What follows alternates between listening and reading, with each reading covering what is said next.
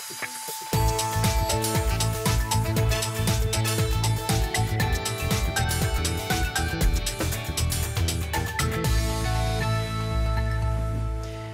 en welkom bij Bient van Tonsje 12 maart.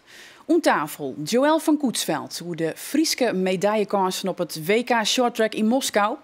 De techneut van de toekomst die maat werkje onzien of haar softskills, vindt Hans Drijfhout. En spannende dagen voor theaterproducent David Lelyveld. Joen is de eerste try-out van veteranen. Op de plaat, Eust!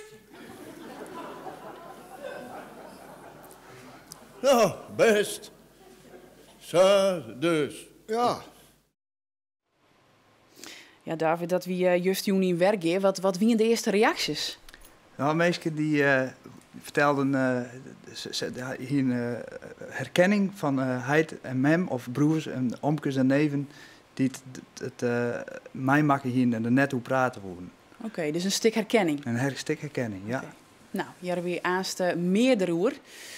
Want we zullen het nou over het oors hebben. In 1990 hellen ze als eerste vrouw de zilveren medaille op het WK maar shorttrack. Wie als het shorttrack doet nog in de banners kon stieren. Joël van Koetsveld. Ze die 2 keer mee om de Olympische Spelen. En ze is oud-trainster van regerend Europees kampioen Shinky Knecht en Daan Breusma. Moen dan zet dat WK shorttrack in Moskou uiteen. Waar we door de kansen van us beide Friezen. Maar ook het zo steeds mooi wie Jo eens de Shinky Knecht van de jaren 90. Ja, als je het zo stelt, klopt dat wel. Ja, de belofte van Nederland. Ja, in 1990 Nederlands kampioen, Europees kampioen en tweede op het WK in Amsterdam. Nou ja, goed. Ik hoop dat Shinky die is Nederlands kampioen, Europees kampioen. En ik hoop dat hij dan wereldkampioen wordt. Toen heeft hij het nog beter gedaan dan ik. Dat zou mooi zijn. Ja. Maar toen stiert shorttrack nog wel in de banners kwam, hè? Ja, wij noemen het altijd als shorttrackers van die tijd dat we het kindje met waterhoofd waren. Hè? Het shorttrack kwam altijd achter het lange baanschaatsen aan. En ik ben gewoon nu super blij dat er nou een kentering is. En dat het shorttrack nu echt omhoog geschoven is. Dat ze er aandacht aan besteden. En dat de prestaties natuurlijk supergoed zijn. Ja. En misschien bestond dat ik wel mooi verantwoordelijk voor. Want ook bist ik trainer van Daan Breusma en Shinky Knecht West. Hoe oud wien ze toen? Nou, hoe oud zouden ze zijn geweest? Ik denk, een jaartje of 13, 14, 15 in die trant. Ja. Wat voor jonkjes wien toen? Nou ja, iedereen die het shorttrack een beetje volgt, die weet natuurlijk Shinky Knecht, een man van weinig woorden, maar wel van daden. Dus wat dat betreft, zoals hij nu overkomt, zo was hij toen ook. Maar altijd in voor een geintje. Gewoon gekkigheid. Ja. En die kon altijd wel alles op sleeptouw nemen.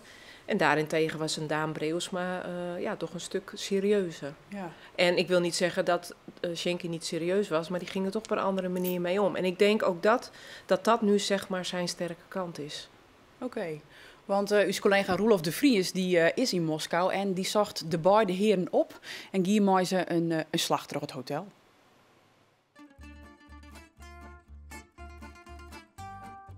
We gaan naar de zon. Daar hebben we een penthouse. Ja, bovenop is dat. Gaat er nou gebeuren? Nou, je de door weer even. Ja. Zo, automatisch al, ja? Ja, allemaal automatisch. Dat is kip. Kip. Hè, dat is een materiaalman. Die doet het onderhoud, Jere.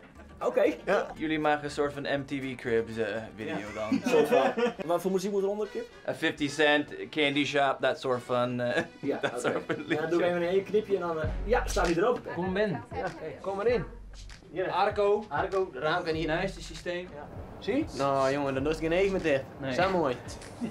Zo'n denken die door draait zo, nou? Ja. Dit is, omdat het zakken is, kan de door de andere kant op draaien. Oh, oké. Kan er helemaal hier. Oh ja. Ja, dat is Kom binnen. Ja, oké, ja. Daar ligt het in. Zo. Ja. Ja. Dit is wel een joekel. Ja, dit is ik, nee. En wel krijg aan die nee hoor. Dit is kwaliteit. Oké, dus hier doen Daan en Shinky. Ja. Oké. Vaak wel apart, hè? Jawel, ja. Ja, meestal net apart. Douchegedien is iets aan de kwarte kant, maar ja, dat is, krijg één fout, maar constructiefout. Het bevalt eigenlijk prima. Maar ja. Ja. Door de windcirculatie, als dat douchen best, dan loopt die krek een beetje naar binnen en dan lijkt het net. Ja, dat is zo'n uitdaging. Als de douche maar wel de goede kant op, on 6. Ja, oké. Als het is krek verkeerd zo. Ja, oké. Grote kluis. Ja, Ja, net zo op het moment moment is die leeg. Oh, waarom? Nou ja, dit... Dat moet nog, we moeten nog verzinnen hè, van de week. Dat is nog net verzinnen. En Dan alles komen, dan komen de medailles dus aan. Ah jongen, ja, dat is Ja, en het meeste geld dat we nou zit hierin. Ja. Dus, nou ja. Investeren we in Dat is een beetje het verhaal. Oké, en op deze manier worden jullie dus wereldkampioen. Ja. Ik heb er één trouwens het worden. Is dat nog een puntje? Ian? We werden Ik met Ik kan met de relay worden, hè? Ja, Jawel, ze jawel. worden 2 keer wereldkampioen. Oké, dus wacht even. Burg 12. Relay, Tweede. tweede en wereldkampioen. Ja. Nou, wat zou dit daar, als dat is juist? Nou ja, ik denk hetzelfde als wat ik net schetste. Gewoon, ja, het zijn dikke maten van elkaar. De grusten willen, Dirk. Hè? Ja. Ik vind het vermakelijk om te zien. Ja.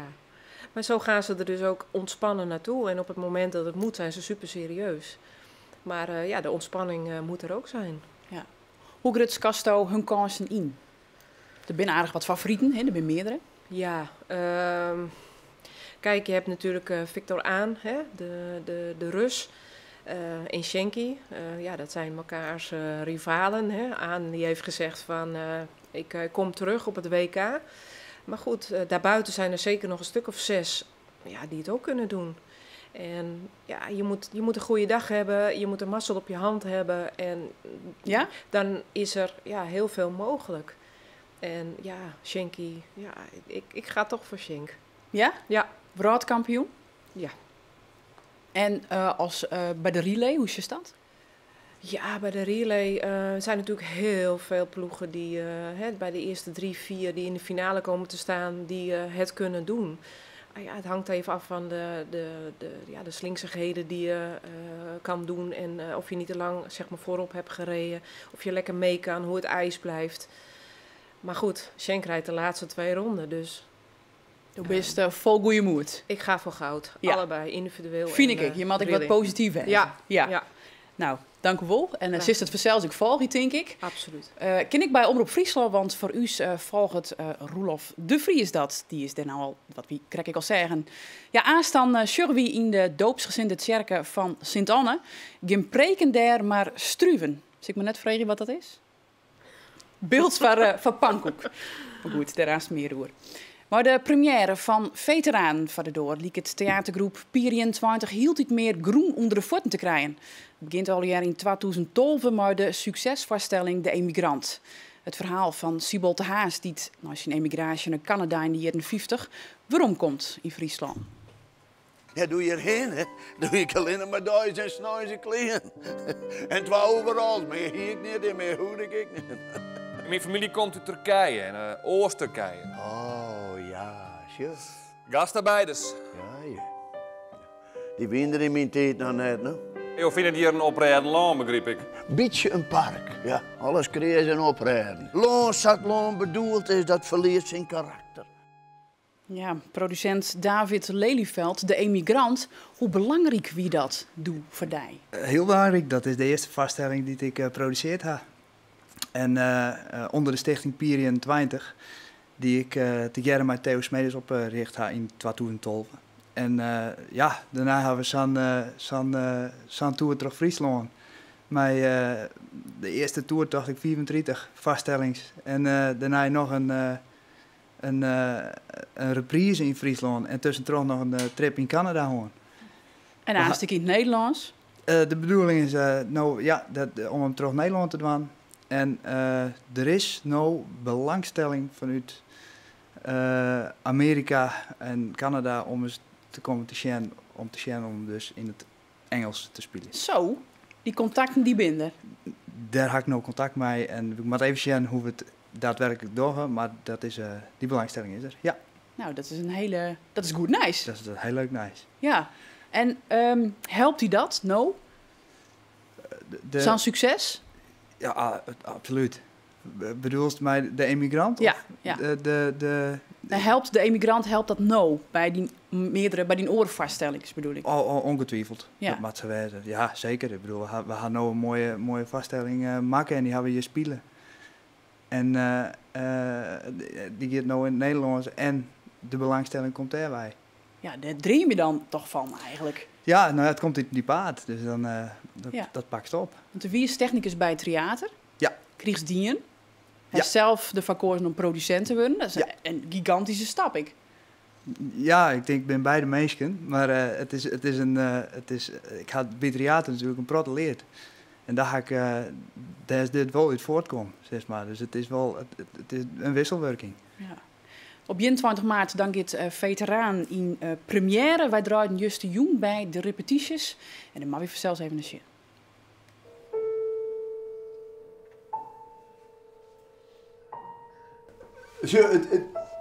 Ja, het is wel hartstikke serieus. Die is en we hadden gek net maar die man. Dus, maar soms zijn hun situaties een beetje absurd haast. Ja. Als ik Veteraan zag, in die pakjes en ze rieden in zijn jeep. En die kleren met de grut en weet ik volle. Dan denk je bij je zo, jongens, wat een absurd theater. Het gebeurt, of nee? Maar noten we dus maar die binnenkant. Mag dit? Mag dit, ja.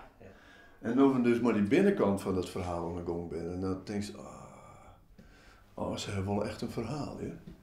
Ja. Beloof je een haringsteen? Kan naar hier komen, kan altijd naar hier komen. Maar ze willen volhouden, is wel. Ze willen voor hun maten hoe die sneuvelen binnen. Waar zij er wijzen, elke keer weer staan ze bij harm stil. Eerbetoon. Dan maar op de plaat, Eust! Nou, best. Zo, dus. Ja, ben volgens meer mensen geweest. Ja, er zijn genoeg. Hè. De oorlog is ik weer een schoftlijn. Ze snappen het niet wat het is, jongen, om in een vuurlinie te staan. Ze weten hier wat een geweer is. Want ze had ze eerst weigeren, omdat het hadden vrienden dat ik al gedaan. En omdat het hadden te volle tijd kosten en te min opleveren. Hè? Is toen zijn wat ze is? Nee! En dan die Afghaanse jas die man aan hier. Het is gewoon doctorandus in de weet ik wat kunde. Wij werken. Het zoeken in een ruffelijn en roen wij elke dag gevaar in Indië. En nou iets het beter. Er zijn net weer volle minder mensen in het verleden hier. Je zoekt niet aan je de mensen voort. Als er haast net hiermee komt, hè, dan is dat zijn schuld. Ja, ze is al helemaal te knikken. Ja, ik wacht tot ik weer naar Sjus, ja, dan word ik helemaal enthousiast. Want het idee komt bij Dijvaai. Ja. Hoe ontstaat dat? Dat komt op, denk ik. We hadden nou zondag hier vrij naar de Tweede Wereldoorlog. En de oorlog op een of andere manier, vredt het om, denk ik maar. En, hoe vredt dat om daar? Ik ben er heel erg mee bezig. Ik zie opa en oma, die een paar keer in Beppen. Mijn opa en oma die hadden in het kamp zitten in Japan en in Indonesië. En ik heb de kampkaart nog van mijn opa. Die leidt thuis. En als ik die kaart zie, dan denk ik, wat is er gebeurd? Hoe had die man daar leven? Hij is knilsoldaat geweest. En hij is veteraan van 2003, zeg maar, dus een letterveteraan. En het verhaal gaat dus eigenlijk over Indiëgangers. Dat is even wel wichtig om er even bij te vertellen. En Bouke had het stuk schreeuwen, Bouke Oldenhof. Ja. En die had mij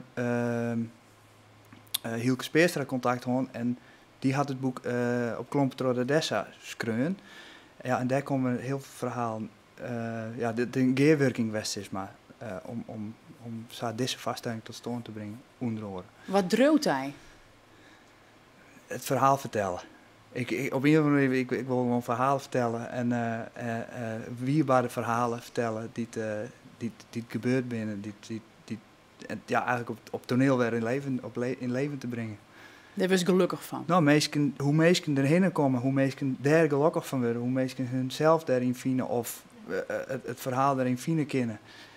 Ja, dat vind ik mooi. Juist en ik, dan weer de repetitie en dan komen we aan het einde en dan juist wat snikjes en dan denk ik, ja, juist wel. En dan ga ik het zelf weg, ja. Dan kom ik zelf weg, komt me helemaal.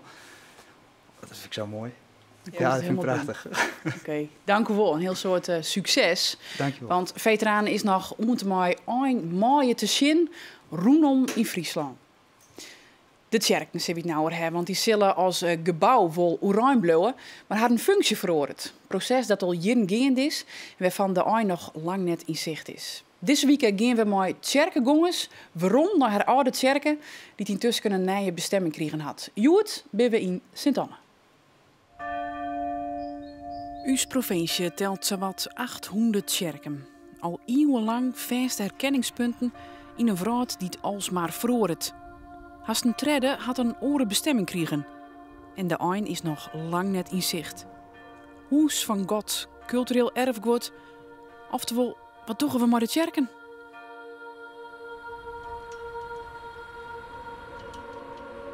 Broeders, zusters, geachte gemeente. We zijn hier in de voormalige doopsgezinde kerk van Sint-Anne. Wat voormalig is nou tegenwoordig de Pannenkoekenkerk, de Struwerij in Sint-Anne.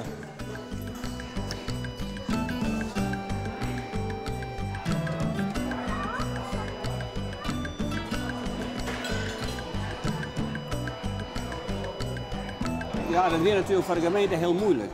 Ik zie zelf hier wat minder moeite mee, maar je bent natuurlijk meestal een lid van deze gemeente geweest. Hier in Orden ben je trouw, die ben je nu bij begroeven. En de ben je dood, de belietenisdien. En die hebben er echt wel een soort moeite mee. Maar ja, de meerderheid beslist uiteindelijk. En toen hebben wij met elkaar in een extra vergadering besloten om toch op het bod van Paul in te gaan. Ik ga van de preken van geloof ik niet zeggen, maar het gebouw zei mij net zo vol. Maar je bent een ouderling, ja, die had dat wel. Die had er heel veel moeite mee gehad. En nog zo wel. Het is zo jammer dat het kerken nog goed is. En dat kan ik wel begrijpen. Maar ik persoonlijk, nee. Ik ga verschillende gemeentes horen. Dus ik ga mijn gebouw net zo vol als de oudere, nog oudere leden als mij, zal ik maar zeggen.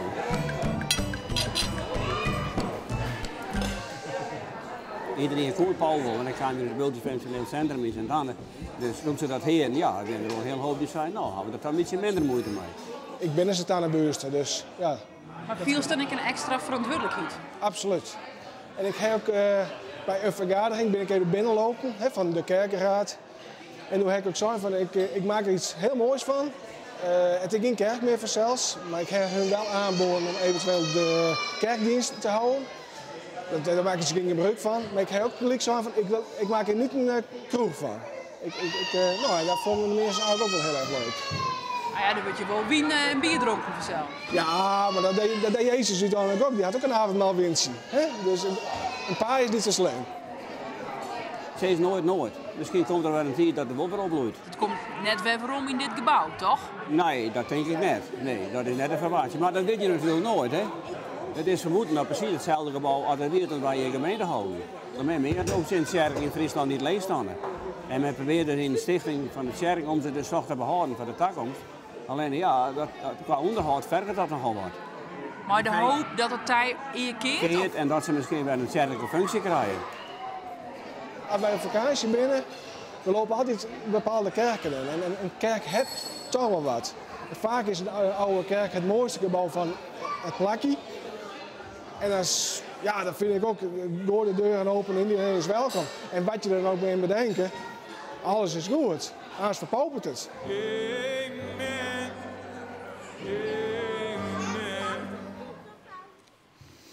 Precies 100 jaar geleden kwam er in Lauwert een technische squalle maar als doel het vormen van jonge lieden tot bekwame ambachtslieden. Jutedij zit de arbeidsmarkt te springen om heeg oplaad technisch personeel. Een uitdaging dus voor de NHL. Hans Drijfhout, binnen directeur van het Techniek Instituut van de NHL. De oude HTS. Ja. Jo studeerde in 1984 al aan de HTS. Ja, ik heb zelfs ooit begonnen elektrotechniek te doen aan de HTS in Leeuwarden. Dat is een toeval, maar het is wel waar, ja. Kon je voort het werk, doet je kleding in?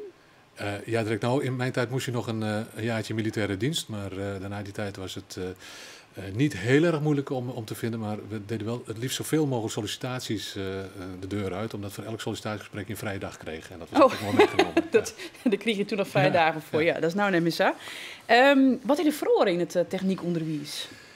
Nou, in Haarlem, want het is een heel soort werk. Nou, ik denk dat je in 100 jaar kijkt, is er heel veel veranderd. Maar als je in de grote lijnen kijkt, is het in het verleden veel opgeleid werd voor alleen een vak, een monodisciplinair vak. Je werd werktuigbouwer of je werd elektrotechnicus, afgeleverd aan de markt. En daarna moest je leren om met andere disciplines samen te werken. En tegenwoordig is het veel meer dat je gewend bent al met elkaar samen te werken. En ik denk dat het hoger beroepsonderwijs, het technisch onderwijs, ook niet alleen het onderwijs zelf is, maar ook het onderzoek en het doen van projecten, kennisvalorisatie, zo we dat te noemen. Ja, dus eigenlijk zeg je van de student met breder ik wijzen, net alleen nog dat ambacht. Ja. Een van de zaken die je hem sneu en doggen, want dan vier je met jubileum, de verschillende workshops aanbieden. En een daarvan is het aanbieden van soft skills. Nou, wij namen alvast een vartbroken op die workshop.